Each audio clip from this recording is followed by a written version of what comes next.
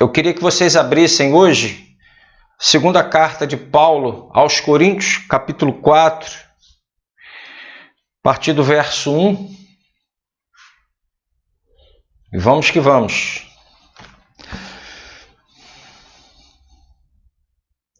Segunda carta aos Coríntios, capítulo 4, verso 1. Por isso, tendo este ministério, segundo a misericórdia que nos foi dada, não desanimamos. Pelo contrário, rejeitamos as coisas ocultas que trazem vergonha, não agindo com astúcia, nem adulterando a palavra de Deus. E assim, pela manifestação da verdade, nos recomendamos à consciência de todos na presença de Deus. Mas se o nosso evangelho ainda está encoberto, é para os que se perdem que ele está encoberto, nos quais o Deus deste século ou deste mundo cegou o entendimento dos descrentes ou incrédulos, para que não lhes resplandeça a luz do evangelho da glória de Cristo, o qual é a imagem de Deus. Porque não pregamos a nós mesmos, mas a Jesus Cristo como Senhor, e a nós mesmos como servos de vocês, por causa de Jesus. Porque Deus que disse, das trevas resplandeça a luz. Ele mesmo resplandeceu em nosso coração para a iluminação do conhecimento da glória de Deus na face de Cristo. Temos, porém, este tesouro em vasos de barro, para que se veja que a excelência do poder provém de Deus, não de nós. Em tudo somos atribulados, porém não angustiados. Ficamos perplexos, porém não desanimados. Somos perseguidos, porém não abandonados. Somos derrubados, porém não destruídos. Levamos sempre no corpo o morrer de Jesus, para que também a vida dele se manifeste em nosso corpo. Porque nós que vivemos somos sempre entregues à morte por causa de Jesus, para que também a vida de Jesus se manifeste em nossa carne mortal, de modo que em nós opera a morte e em vós a vida. Tendo, porém, o mesmo espírito de fé, como está escrito, eu criei, por isso que falei. Versículo 16. Por isso, não desanimamos, pelo contrário, mesmo que o nosso ser exterior se desgaste, o nosso ser interior se renova dia a dia.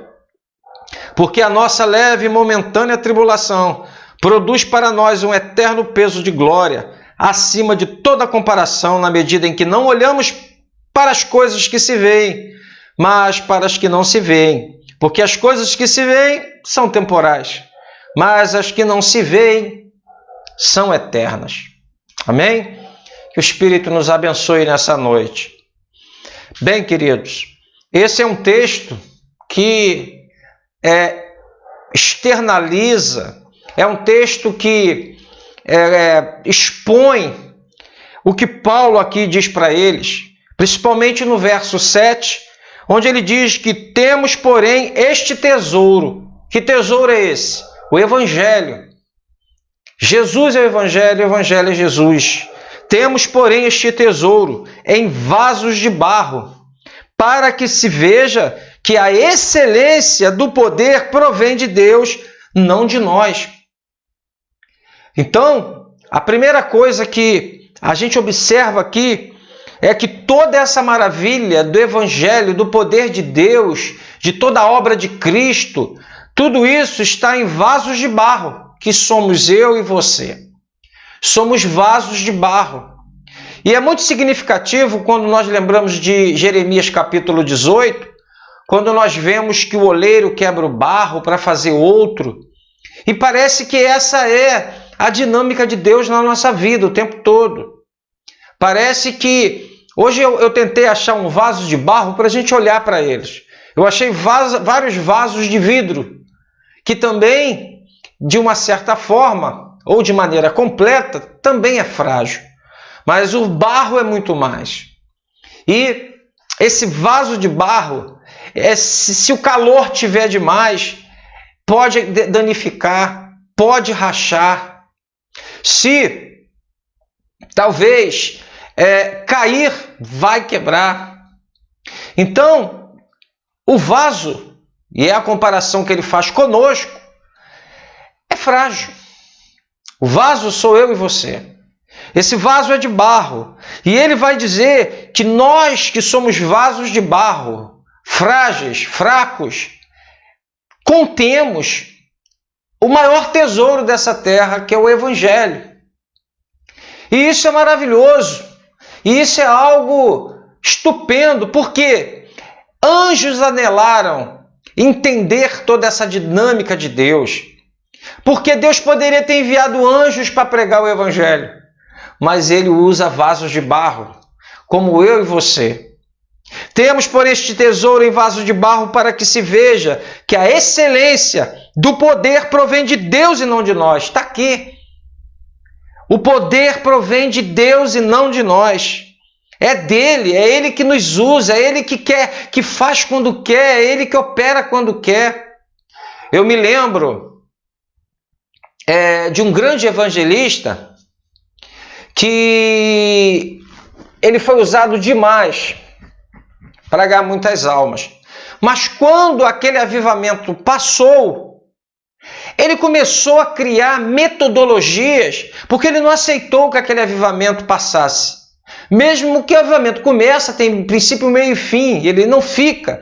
O avivamento vem por um propósito, ou despertar uma igreja e também resgatar de maneira assombrosamente vidas que nós não daríamos nada. Muitas vezes nós olharemos assim, essa pessoa, meu Deus do céu, já ouviu o evangelho 1000 vezes e não entrega a vida a Jesus. E naquele avivamento, no momento do despertamento, Deus toca naquele coração. Então, gente, esse momento que Deus utiliza, que Ele traz o avivamento, vidas vêm de maneira assombrosa. Todavia, o que nós precisamos entender é que é Deus. Por quê? Porque muitas vezes nós achamos que podemos. Esse é um grande problema. Nós achamos que podemos fazer o melhor para Deus. E é isso que é o divisor de água. Para que Deus verdadeiramente seja glorificado, muitas vezes, Ele tem que quebrar o vaso. Para que a excelência seja dele. Porque eu já sei pregar, eu já sei como aconselhar, eu já sei como evangelizar, eu já sei como fazer missões, e aí eu vou na minha força. Hoje eu estava vendo até um vídeo que o Rodrigo mandou para mim, do Iago Martins, falando sobre o burnout que ele teve, e ele fala, chegou um momento que ele já estava fazendo as coisas por excelência, mas porque era uma necessidade dele, e não necessariamente para a glória de Deus. E muitas vezes somos pegos assim, fazendo as coisas de maneira perfeita, mas muitas dessas vezes não é para Deus, é para nós mesmos.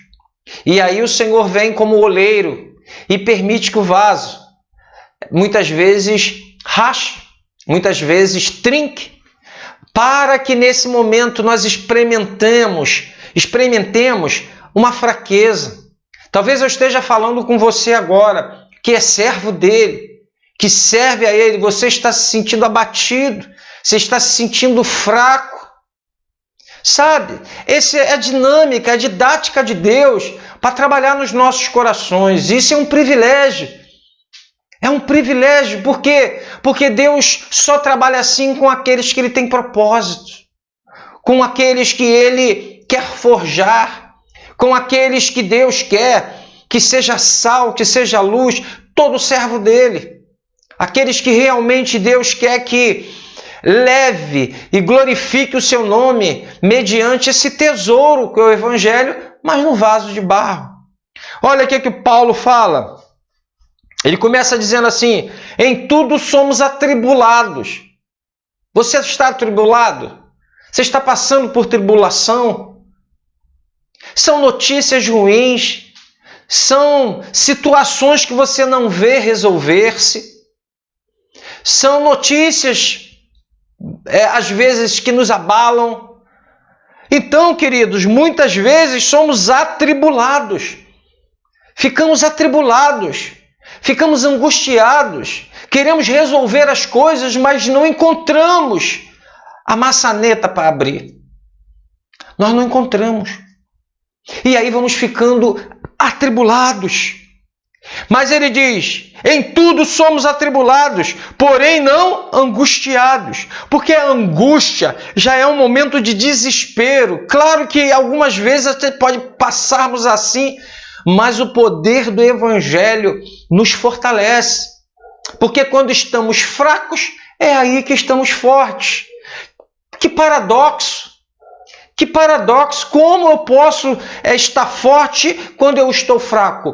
É porque no momento que a gente está fraco, a gente chora na presença de Deus, a gente expõe, a gente lê a palavra dele, e naquele momento que a gente está fraco, parece que a palavra ela vem com poder de maneira tremenda.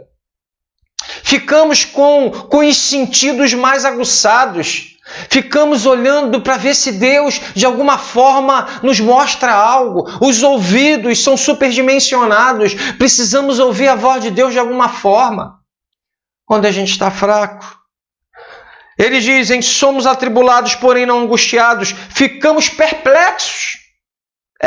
Ficamos perplexos. Há momentos que a perplexidade nos toma. Ficamos perplexos, porém não desanimados. Esse desanimados aqui, claro, você pode dizer para mim, pastor, eu estou desanimado. Eu estou sem ânimo. É até uma incoerência, porque Jesus falou, tem de bom ânimo. Se ele mandou a gente ter bom ânimo, significa que a gente pode ficar sem bom ânimo, podemos ficar desanimados. Mas aqui é no sentido realmente de abrir mão de tudo. No sentido de deixar chutar o balde, né? No famoso chutar o balde. Não, nós não chutamos o balde. Somos perseguidos, porém não abandonados. O Senhor não nos abandona. Em outras versões está desamparados. Eu gosto mais dessa outra versão, desamparados. O Senhor não nos desampara, pelo contrário, Ele tem a promessa, eis que estou convosco todos os dias, até quando? Até a consumação dos séculos. O Senhor está contigo, o Senhor está comigo, o Senhor está neste momento com cada um que está fraco, perplexo. Cada um que está passando tribulação, está atribulado. O Senhor está contigo, Paulo, o grande Paulo. O grande Paulo, que na verdade era pequeno, porque Paulo significa pequeno. Saulo, ele transforma para Paulo, Deus transforma o nome dele para pequeno. Por quê, irmãos? Esse pequeno, grande homem, porque Deus o exaltou. Deus usou esse homem de maneira poderosa. O grande Paulo, escritos, comentários sobre Romanos, Calbart e tantos outros escreveram comentários enormes sobre Romanos, escrito por Paulo. Mas o homem que está dizendo que ele fica perplexo, ele fica atribulado. Ele fica, muitas das vezes, angustiado. Quem somos eu e você para não ficar? O seu Senhor ficou, o seu Senhor chorou. O seu Senhor, que é Jesus Cristo, se angustiou no Getsemane, a ponto de suar gotas de sangue. A ponto de pedir ao Pai, se possível for, aparta de mim este cálice. Somos seres humanos, passamos por isso. E a didática do Senhor, muitas vezes, é para que a excelência não seja nossa. Eu posso, eu faço, eu estou pronto, eu quero, eu estou lá. Não, não estamos, irmãos. E isso é natural. Você vai passar por isso várias vezes, como eu passo. Achando que depende da gente, achando que é do meu jeito, achando que eu já posso fazer, e você vai lá, tenta fazer, você fala assim, mas tinha tudo para dar certo. Só faltava uma coisa, você entender que se Deus fizer, Ele é Deus, se Ele não fizer, Ele não é Deus. Ele continua sendo Deus. De que Ele é Deus que quer ser glorificado em todas as coisas. Porque às vezes a gente coloca a mão de tal maneira que a gente diz assim, caramba, estou sabendo fazer isso aí bem pra caramba, né?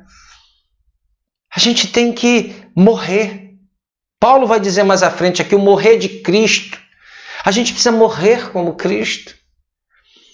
É um processo, a vida cristã é algo maravilhoso, é algo sublime, mas muitas vezes, estamos falando aqui de um homem que tem um ministério maravilhoso, e muitas vezes aqueles que têm ministério são aqueles que mais vão passar por esse momento, seja o ministério que for, mas isso também não é exclusivo deles. Todos os cristãos precisam muitas vezes receber uma nova forma. O Senhor pega aquele barro, sabe? E Ele faz um vaso novo. E isso é muito bom, irmãos. Isso é muito bom.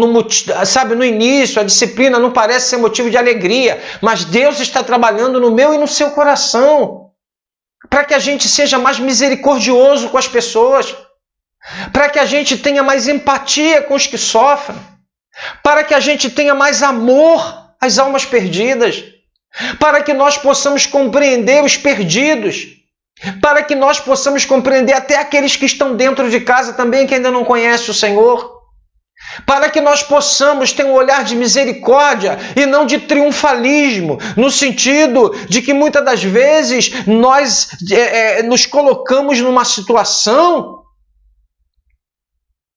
que fazemos uma divisão tão radical que parece que as pessoas que estão lá fora, elas é meio como Lázaro e rico. O que está para aí não pode passar para cá, o que está para cá não pode passar para aí. E o Senhor diz não, chorai com os que choram, sorri com os que sorriem, tanto dentro da igreja quanto aqueles que Deus colocar no teu caminho, porque o teu próximo é o que Deus colocar no seu caminho. Lembra do samaritano? Então quero dizer para você, é normal o que você está passando. Vamos continuar caminhando, olha. Somos derrubados, porém não destruídos. Às vezes a gente abate mesmo. Às vezes a gente fica com os 4 pneus arriados, furados. Levamos sempre no corpo o morrer de Jesus, para que também a vida dele se manifeste em nosso corpo. Porque nós que vivemos somos sempre entregues à morte por causa de Jesus, para que também a vida de Jesus se manifeste em nossa carne mortal, de modo que em nós opera a morte e em vocês a vida. Paulo está falando aqui com os coríntios que ele estava passando tudo aquilo ali porque estava servindo aquele povo, porque estava servindo a obra de Deus, aquela igreja e as demais. E ele passou por toda essa tribulação, ele foi abandonado. Ele também abandonou João Marcos no início. Sabe, o tempo todo a gente vai vivendo esses momentos de perplexidade, esses momentos de tribulações, temores por dentro, tanta coisa que a gente vive por fora e por dentro. O nosso corpo exterior vai se corrompendo, no sentido dos anos vão passando, vamos perdendo aquele vigor, mas por dentro vamos ficando fortes. Vamos ficando, sabe, modelados para a glória de Deus, mais compassivos, mais misericordiosos, aprendendo aquilo que Salomão também já na sua fase da velhice, sabe, aquele momento em que ele experimenta um momento de sabedoria, aquele momento, aquele ápice dele, que ele escreve provérbios, e aquele momento que ele volta, que ele retorna ao Senhor após abandoná-lo, escreve Eclesiastes. Um livro, se você não conhecer o contexto, você até se abate de ler, porque é um livro realista, é um livro que muitas vezes nos mostra o real, e lá ele vai dizer, há tempo de abraçar, há tempo de deixar de abraçar, há tempo para todas as coisas. Então nós vamos aprendendo isso conforme o tempo vai passando. E queridos, Paulo vai dizer lá no versículo 16, por isso não desanimamos, pelo contrário, mesmo que o nosso ser exterior se desgaste, o nosso ser interior se renova dia a dia, porque a nossa leve e momentânea tribulação produz para nós eterno peso de glória, Lembrei de C.S. Lewis aqui, Peso de Glória, o livro dele. Gente, olha, a minha leve e momentânea tribulação. O apóstolo Paulo passou por coisas terríveis e ele diz que são leves e momentâneas tribulações, porque ele estava com o coração, ele entendia, ele começou a entender que aquele que o chamou, que o comissionou, estaria com ele, sabia o que estava fazendo, precisava trabalhar no coração dele. Já no finalzinho preso, ele diz o seguinte: me traga João Marcos, aquele que ele preteriu lá no início, colocou de lado, disse que não era de confiança, agora manda chamar João Marcos, manda trazer os pergaminhos. É um homem agora que já está maduro, alguém que já passou por todos os problemas e que sabe lidar com cada um deles simplesmente por depender em Deus, não porque a sabedoria vem dele, não vem tudo do Senhor. Então talvez você não esteja entendendo porque você está passando por isso. Talvez você esteja repreendendo. Claro que se você discernir que é algo que não provém de Deus no sentido direto, porque Deus permite todas as coisas, né? Paulo vai dizer que lhe foi dado um espinho da carne, mensageiro de Satanás. E ele rogou a Deus e Deus, 3 vezes Deus não tirou. Por quê? Porque a minha graça te basta, porque o poder se aperfeiçoa na fraqueza. Ok? Então eu queria trazer essa palavra para você, para que você entendesse que o nosso Deus vai te cobrar de acordo com o que você já conhece, com aquilo que você conseguiu absorver, com aquilo que você já conseguiu interiorizar, com aquilo que você já abraçou com a fé, não só uma fé intelectual, mas uma fé que agarrou, sabe, aquela verdade, vestiu, agasalhou, já faz parte de você. É dessa forma que Deus vai tratando com a gente. Se não, olha comigo, por favor, Filipenses capítulo 3:16, logo um pouquinho adiante, olha o que ele vai dizer. Filipenses 3:16 vai dizer assim, ó, guarde isso no seu coração, esse texto. Seja como for, falando da soberana vocação, né? Eu vou começar do 15. Todos, pois, que somos maduros, tenhamos este modo de pensar. E se alguma coisa vocês pensam de modo diferente, também isto Deus revelará para vocês. Seja como for, andemos de acordo com o que já alcançamos. Ok? Às vezes a gente quer andar de acordo com toda a Bíblia. Não, aqui está na Bíblia, eu quero andar com acordo, mas não vai, meu amigo. Isso é um processo até o final. A santificação começa ali, no momento que o Senhor nos justifica. Mas a santificação, ela é um processo a vida toda. E aí vai ter verdades na Bíblia que você vai dizer: o querer fazer o bem está em mim, porém não consigo efetuá-lo. Miserável homem que sou. Vários direcionamentos, vários princípios de Deus. Você vai olhar e vai falar: como eu ainda falho nisso? Mas eu quero dizer para você: ande de conformidade com aquilo que Deus já te deu, com aquilo que já está no seu coração, com aquilo que você já agasalhou, que você diz: aqui o Senhor já me transformou, aqui o Senhor já trabalhou, aqui eu posso. Às vezes nós queremos cobrar demais, não dá. Pega, de repente, o Bolt, né, aquele cara que corria assustadoramente lá os 100 metros, pega ele para disputar comigo ou com você. Não tem como. Ele é um monstro na corrida. Quando eu pensar em dar 2 passos, ele já está lá nos 100 metros terminando. Como ele vai me obrigar a andar desse jeito? Como?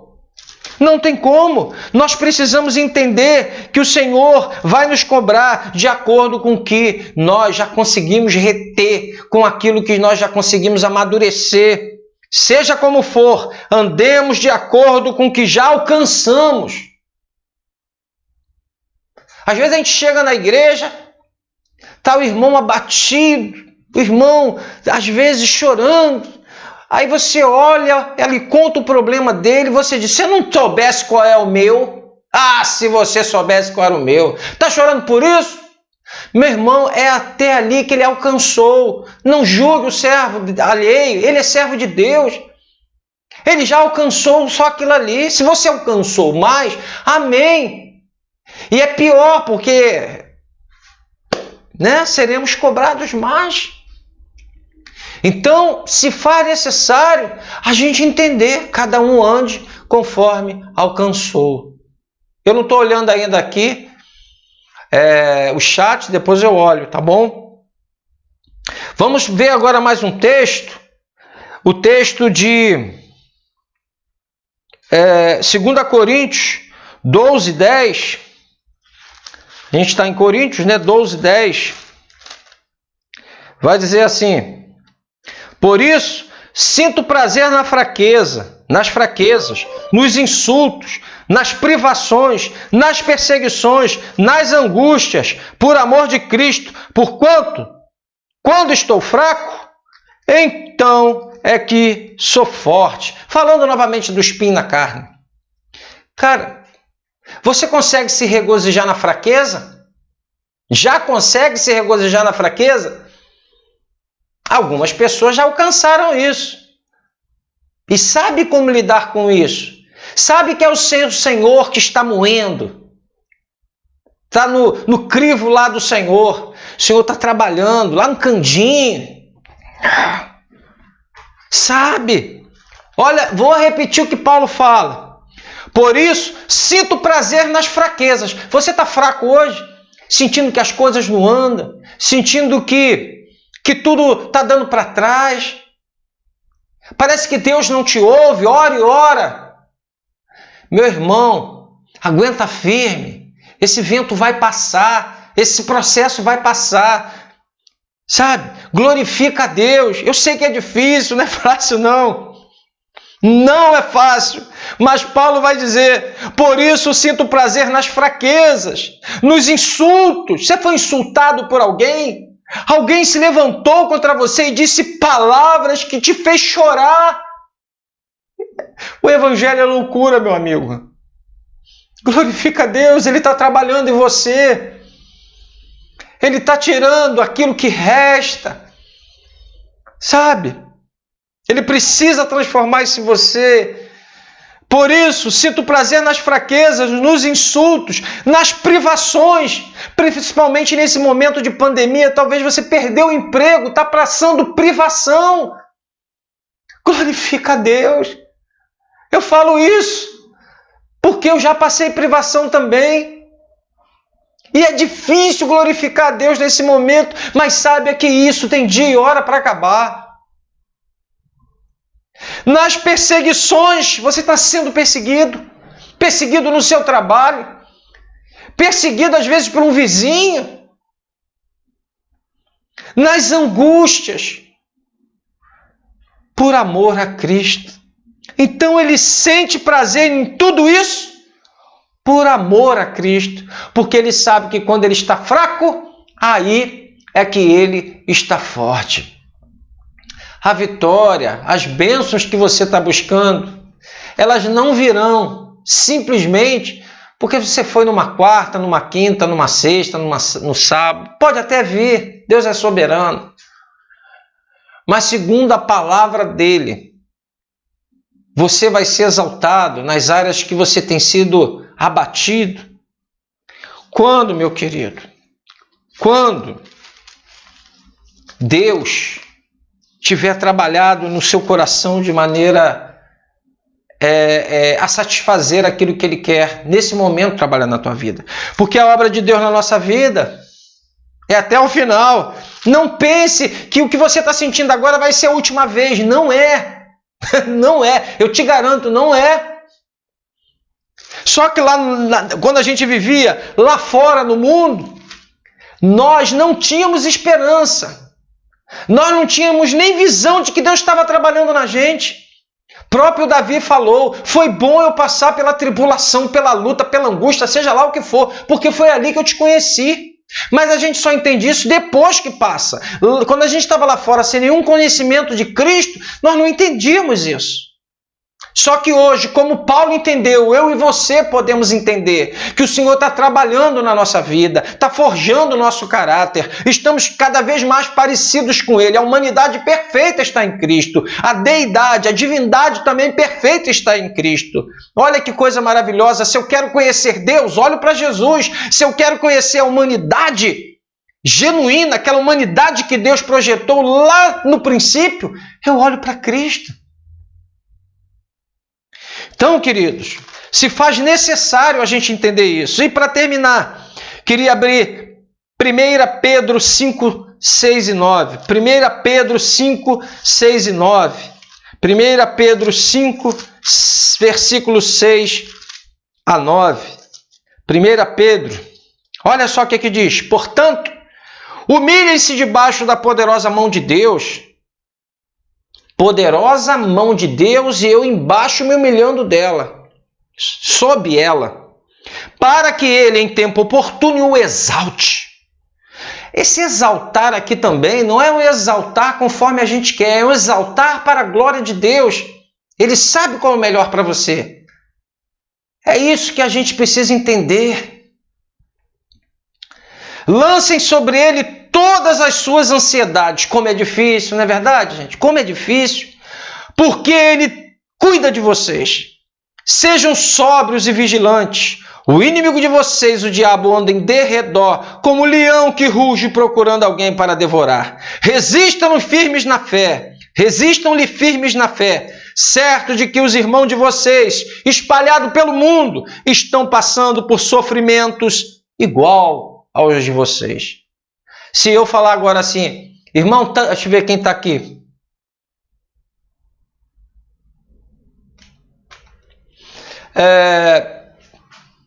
Leide, me conta os seus problemas. Ela terá muito para falar. Suas tribulações, suas angústias. Ana, fala a sua. Cláudio, conta o seu. Como é que está aí por dentro esses dias em casa?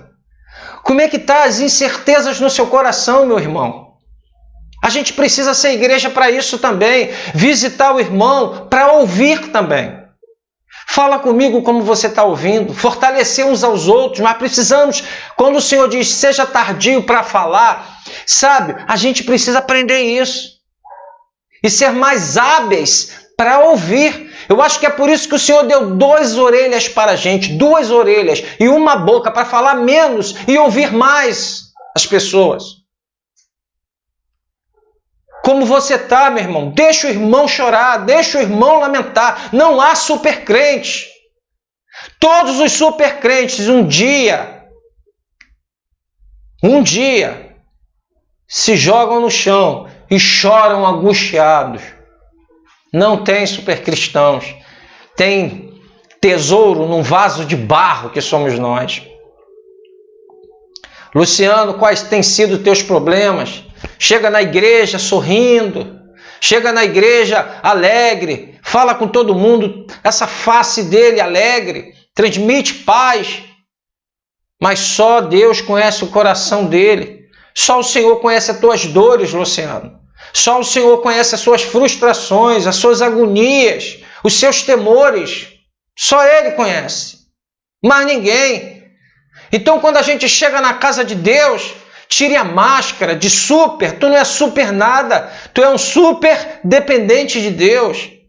Um super vaso de barro. Olha para o teu irmão.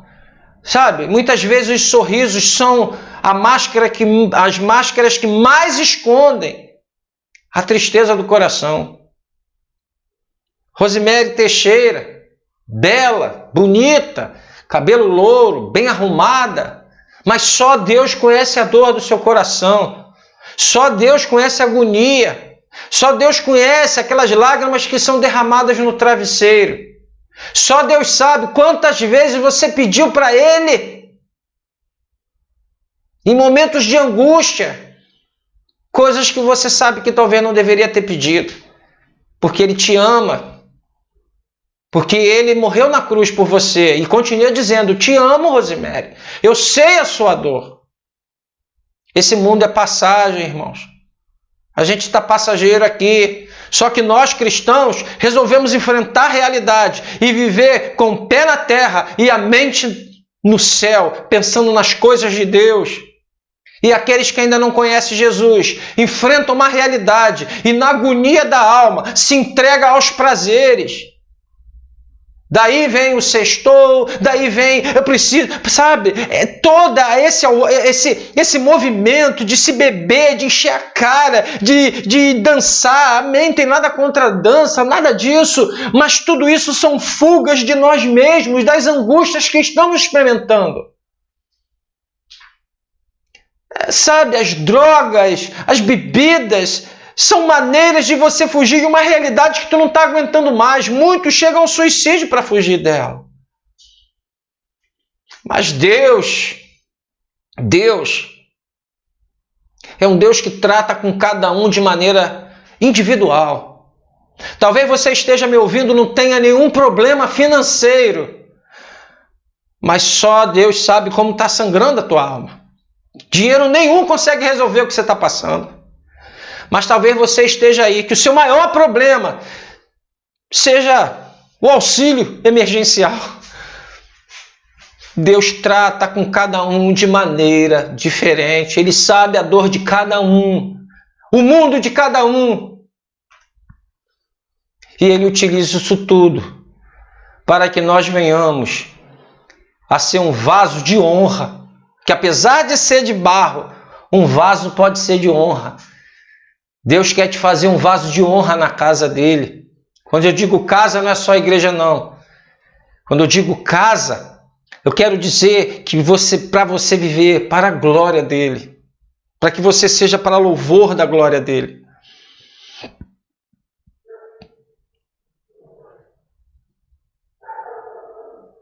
Se humilhe sob a poderosa mão de Deus. Somos abatidos. Somos perseguidos. Todos nós vamos passar por isso um dia. Deus precisa nos transformar. Infelizmente, poucos são aqueles que olham para a palavra e dizem: amém, meu Deus, faz em mim o que precisa. Às vezes até a mente quer, mas a bagagem cultural, todas as suas formações familiares, todas, vai contra. A cabeça você quer, mas o seu corpo diz o contrário. Por isso que Paulo diz: eu querer fazer o bem está em mim, porém não consigo efetuá-lo. E aí Deus vem e através de todo esse processo, angústia, tribulação, Ele vai fazendo com que tudo venha convergir para que nós venhamos a ser e fazer aquilo que Ele deseja de nós. É assim que Ele trabalha. Foi assim que Ele trabalhou com Jonas. Foi assim que Ele trabalhou com grandes homens de Deus. Foi assim. Continua sendo assim. Essa é a didática de Deus para uma natureza caída. E quando eu digo natureza, não é só o corpo não, tá, gente? As inclinações, tudo que está dentro de nós. Amém? Vamos orar em nome de Jesus. Quero orar por você